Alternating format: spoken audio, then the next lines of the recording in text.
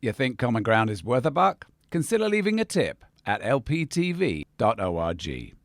Lakeland Public Television presents Common Ground, brought to you by the Minnesota Arts and Cultural Heritage Fund and the citizens of Minnesota.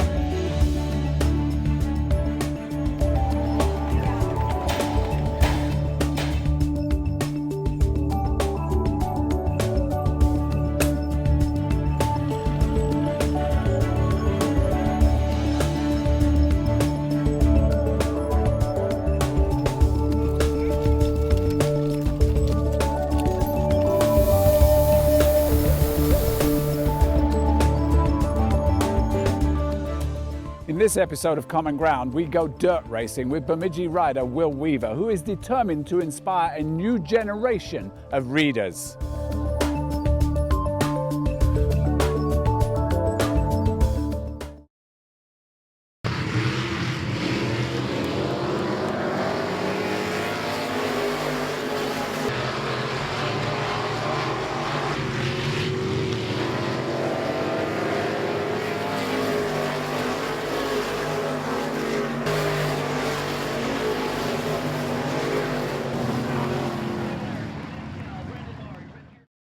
I'm Will Weaver, and I write for both adults and young adults, and I'm particularly interested in keeping kids reading. Writing for young adults is a challenge generally in terms of getting readers, because I think our kids today have more demands on their time than any previous generation, with pop culture in general and television and certainly video games. So it's up to the writer to really catch their attention and write well to hold their attention. And I truly enjoy that challenge. And there was one group in particular that caught my attention.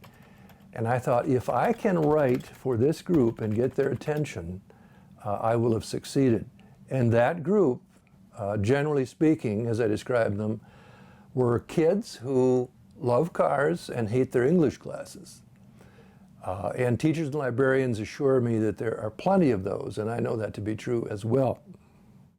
So I was in New York City having lunch with my editor at Farrar, Straus and Giroux, one of our most literary publishers. And I was talking with the editor about this particular group, that there weren't any quality novels, recent ones, for kids who loved auto racing, motocross racing, anything to do with cars or speed. There just wasn't a good, fresh line of novels for them. And my editor said, "Why? That sounds really good. Let's do it." And then I surprised myself, because I hadn't thought about this ahead of time. I said, if we're going to have novels about stock car racing, wouldn't it be cool if we had a car to go along with the books? And my editor looked at me slightly oddly, and I think he thought perhaps a toy car, a die-cast car to go along with these books, something to put on a kid's bookshelf. And I said, no, a real race car. And my editor had to sell his publisher on funding this idea, which, to the great credit of FSG Publishing, they got behind this concept. I came back to Minnesota, and from growing up on a farm, I have sort of, as I call it, a little bit of a motorhead past with ice racing and demolition derbies and general hot rodding. But I knew I had to refresh myself to, so to speak, get my motorhead back on. So I went to Bemidji's Northwest Tech, and I spent a year there hanging around with the class in the high performance engine building area, and got to know a lot of the boys, the lads there, and their instructor. And it was through that experience that I met a new set of car buffs, racers. This was indeed step one, going to Northwest Tech and meeting this new group of racing enthusiasts. And it was there I met one of the instructors, a part-time instructor, Bill Smith. And I explained to him discreetly what I was up to early on, so he knew my reason for being there. And he said, as car guys will, we can build a car, we can do that. And eventually he tentatively said to me, and I have a son who wants to be a driver someday, but he is having trouble in school, and I'd kind of like you to meet him. His name is Skyler. And so I did, and Skyler was 16 at the time, and I explained to Skyler that I was indeed putting together a car. There was a series of books behind it, and then I was looking for a young driver. It only made sense with this program, Books for Young Adults. Let's get a teenager in this car. Well, I couldn't have done it without Will Weaver. He got me involved with all this, and if it wasn't for him, I wouldn't have been doing it. There is a kind of an amusing intersection of fiction and real life with this matter of finding a young driver and putting together a team and going racing. That is the general arc of these three motor novels, starting with Saturday Night Dirt, Superstock Rookie, and the third one, Checkered Flag Cheater. It's about exactly that, a young driver who gets a chance and works his way up. In the case of the fiction series, gets a real chance to be a true pro driver. We are still at the amateur level, but Skyler has really become well known and acknowledged as a serious and very good driver. My dad was teaching at Northwest Technical College, and he was talking with my dad about it, and one thing led to another, and I was the lucky one that was chosen. My dad got to be my crew chief, and it was actually really cool. We're here at Bemidji Speedway, Bemidji, Minnesota, and it's distinctive because not only do we have a lot of loud and race cars and a lot of dust, but we have ospreys.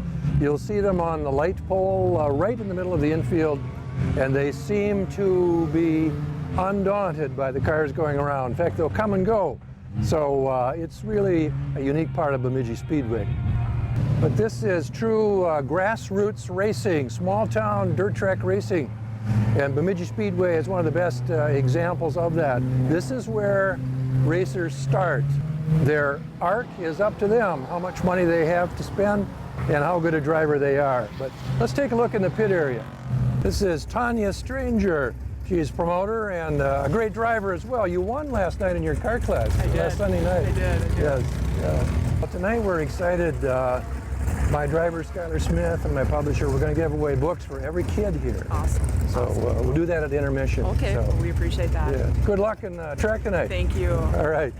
Well, we have a lot of different car classes, 4, sometimes 5. These range from expensive to very entry-level cars. And racing is not just for guys either. There's quite a few women drivers out here, and that's a good thing to see. I'm looking over here. This is the supply truck. Racers need supplies, new tires, spark plugs, radiator hoses, what have you. They have it here at the Speedway. A lot of breakdowns, so it's very important to have a supply truck. Racers go through a tire or two every night, and that's the expensive part about racing. A 95 octane fuel. Talking here with Skyler Smith, driver of the number 60. Motor novels on the side and lots of other sponsors around the car here. So we'll keep track of you tonight. All right, sounds good. Okay. Once the plan for the race car was in place and the rebuilding of a car, and it was a question of making some agreements and arrangements, sort of a contract with young Skyler, 16 at the time, and way behind in credits at school, and frankly, and he would tell you this as well, in danger in dropping out of school. So our agreement was that you can drive the race car if you stay in school. And Skyler will talk about this, but he agrees it was a very good arrangement at the time for him. He did, and he turned out to be quite a remarkably good driver. Well, I was going to school in LaPorte, Minnesota, and things weren't going too well. I wasn't too thrilled with school. I was just going to go be a mechanic and make a living, and then he come along and he helped me change everything around, get back on track, and graduate from school. 2008, he was running a Mod 4, and they were doing a book with Will Weaver.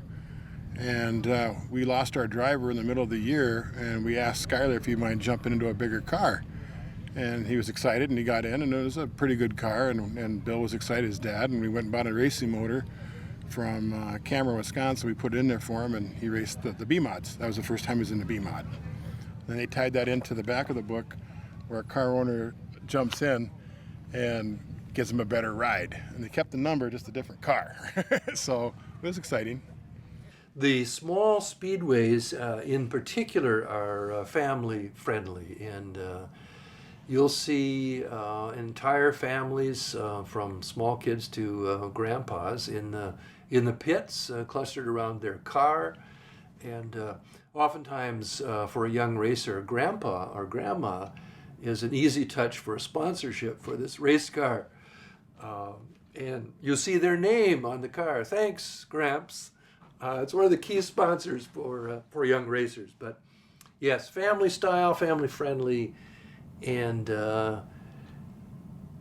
that's a very American kind of thing. I think the amateur racer doing it family style. That kind of goes with the territory with amateur racing. You don't have money to pay people, so you're always looking for sponsors. In the case of Skyler and his father Bill and our little team, they had a very good deal because my publisher was paying the way, and that's kind of ideal. That has evolved over the 3 years we've been racing. And to be honest, the books have not been a great commercial success. And I knew this, and my editor knew this going into it, that we were essentially making a product, if you will, for a customer who not only was reluctant to use it, but perhaps actively hated it. That is to say, a book for a non-reading boy. So still, we've had such great support from teachers and librarians in the schools, and they're able to get these books and say to a kid, what do you like to read? And the kid will say, I don't like to read. Well, I know you like cars. Yes, yeah, I like cars. Well, I've got a car racing book for you. Let me know what you think about this. And so we've given teachers and librarians tools to work with. And I think we've greatly endeared ourselves to them for doing that. A book like these motor novels would take perhaps 2.5, 3 months to write the rough draft. And that is 5 days a week, 6 days a week, hard at it. And then the joke is the real work begins. The rough draft goes to the publisher. My editor there reads it and has all sorts of ideas for revision. So if I've already put 3 months into it, I'll put another 3 months at least back and forth with the editor with revisions. And then at some point, someone there at the publishing company is working on the book arts. That's to say the cover illustration. And that's no small matter to get the right cover for a book. One that gives an idea of what this book is about and where it's headed. So all told, most of a year is going to go into this book, certainly before it comes out as an actual print book. I'm working on the script or screenplay of these motor novels with a Hollywood producer, frankly. We're working on a pilot script. We have some interest in this, but again, it's purely speculation on our part. We believe we have a good thing here, something that will catch the attention of television producers for a television series, but we won't know until later. So it may be that these few months we're going to put into this will be all in vain. On the other hand, maybe not. This, back to being a writer, is the risk we take. We're a little worried about rain. There's some clouds coming in, although farmers could use the rain, but not right at this point at the Speedway, so we'll see what happens. With some irony, I use rain as a character in Saturday Night Dirt, the first in the series, and small town Speedway, trying to make it, struggling with rainouts, and I hope we don't get one tonight, in which case life would imitate fiction here. Bemidji Speedway, like many speedways, have different nights. There's the Dare night, and there's Don't Drink and Drive night, and so on. And we put together, Team Weaver and FSG Publishing put together a book giveaway. We have books about stock car racing. In fact, this series is set pretty much at Bemidji Speedway and then others in the Midwest. And so we through the courtesy of FSG, we had a bunch of books to give away, and very pleasing to have kids come down and get a free book and meet the driver, meet Skyler, and who, in the end, when we go out and do these visits, sometimes he gets far more attention than the author does, and I'm very pleased about that. It's as it should be. The biggest thing is seeing how grateful these kids are to meet me, meet Will, get the book signed. It's great to see how happy they are when it's involved with this. Down by the flag stand, you have Skyler Smith and Will Weaver, and they have giveaways from the number 16, Skyler Smith Racing, and author Will Weaver at FSG Publishers in New York City. They are handing out books down there, and all kids are welcome to come down there. Here are some really cool books that'll be right up your alley, and there's never a bad time to pick up a book and read and get you all ready for back to school. Gave away several hundred books, and books we have no idea where they end up or who will read them. They may be passed on and perhaps overlooked, but at some point that book is going to get into the kid's hand, the right kid's hand, who hasn't found a book that speaks to him yet, and he's going to read that book, and who knows what kind of changes he or she will go through from reading the right book at the right time for that particular kid. Well, I had to stay in school all the way up through college. I had to get decent grades, be a part of helping with the car, stay out of trouble was a lot of the biggest part of it. Young kid who's in high school still. He did a very good job. Didn't wreck. Went fast as expected. Didn't wreck nothing. He was doing a good time. Thank you very much. All right, you're welcome.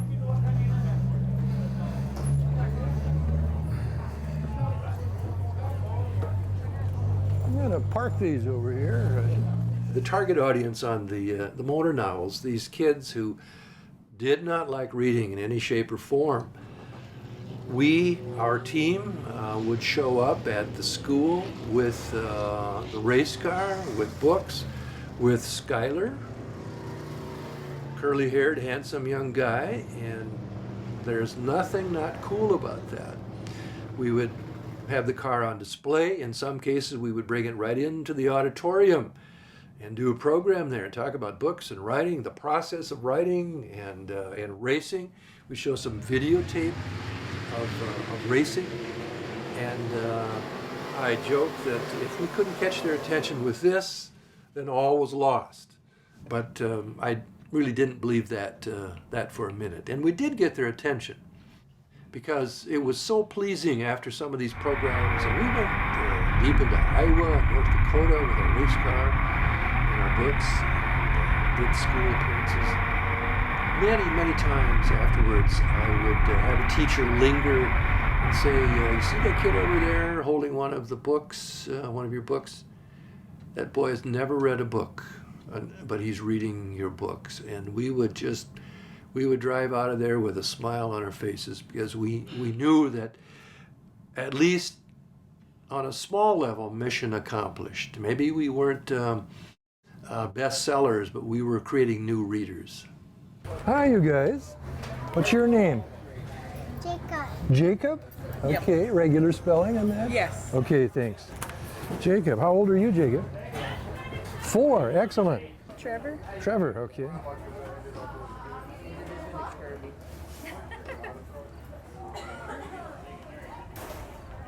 Okay. You like your sign too? Landon, Landon. I-N. In, Landon, okay. How old is he and what's... He's 9. 9, okay. As the main sponsor, or coordinator of our team, for a couple of years I went as much as I could, every Sunday night certainly. The racing is loud, it's dusty, and it's certainly expensive. And ideally, when we race, we try to avoid crashes and avoid calamities and so on. But when we would have a crash or a breakdown, I would often kind of smile about it. And I remember my crew chief, Bill Smith, looking at me and said, well, I don't understand how you can be so good-natured. I said, something has happened here tonight that I can use in my next novel. So while we lost money tonight, we'll make money down the line, perhaps in the writing. The writer is one who, I think it was Flannery O'Connor, American writer, said should always pay attention to everything, to details. And a school visit, a trip to the racetrack with the team, a road trip, an overheard line, that's all rich material. And sometimes it comes out months, maybe a couple years later, there's a moment that you say, oh, I understand, I can use that, I understand what that was all about.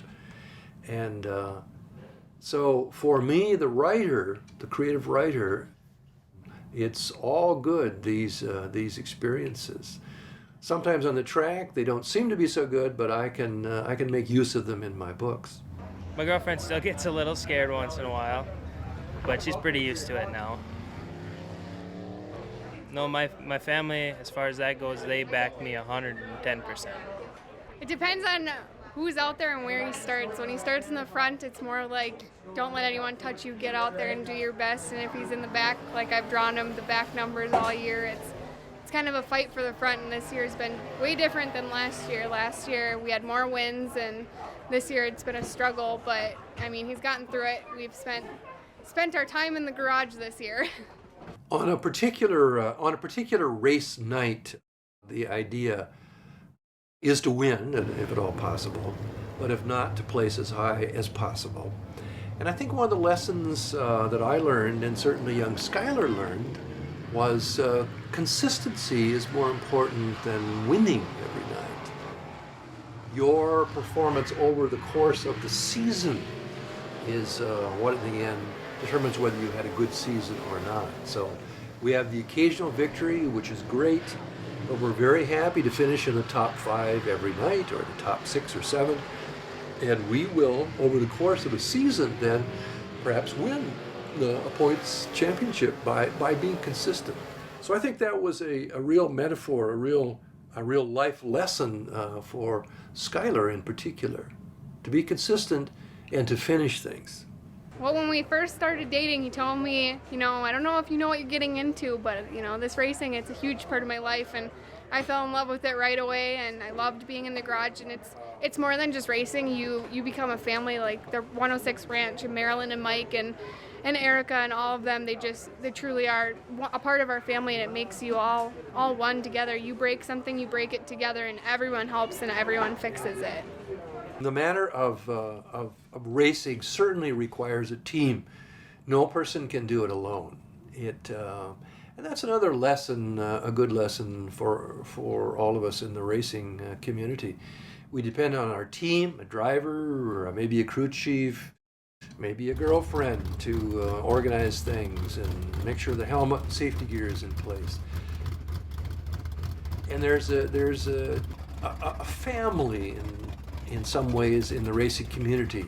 If suddenly your car breaks down and you don't have a particular part, it may be that the team next to you in the pits has that part, and they're going to be happy to lend that to you. You have to replace it, but they'll lend it to you and get you going. So that's really pleasing to see that kind of that kind of family within the community of racing. Oh, it's unlike anything else. I don't know, it's just a huge thrill for me. work all week on the car and then get to go out and race it every week. It's just a blast. I think the books and the trophies that the kids get to get and the bike giveaway that we do twice a year, the kids just love it. And I think they really look up to Skylar a lot because Skylar definitely is a team player. He likes to have the kids involved, get them to sit in his car and help them and let them help on his car. I plan on keep racing. I'd like to one day be able to run 2-3 nights a week and just keep moving forward with it.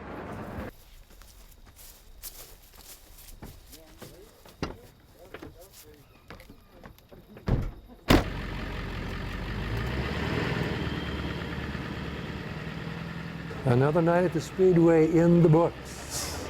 No rain, no serious crashes, so success all told.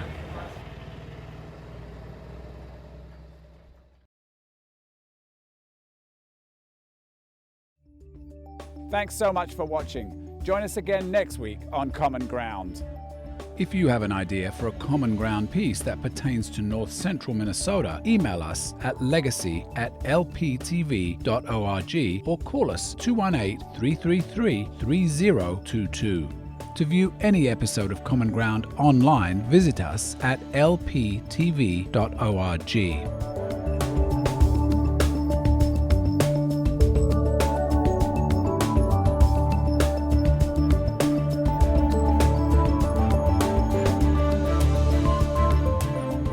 To order individual segments or entire episodes of Common Ground, please call 218-333-3020. Common Ground is brought to you by the Minnesota Arts and Cultural Heritage Fund with money from the vote of the people on the 4th of November, 2008.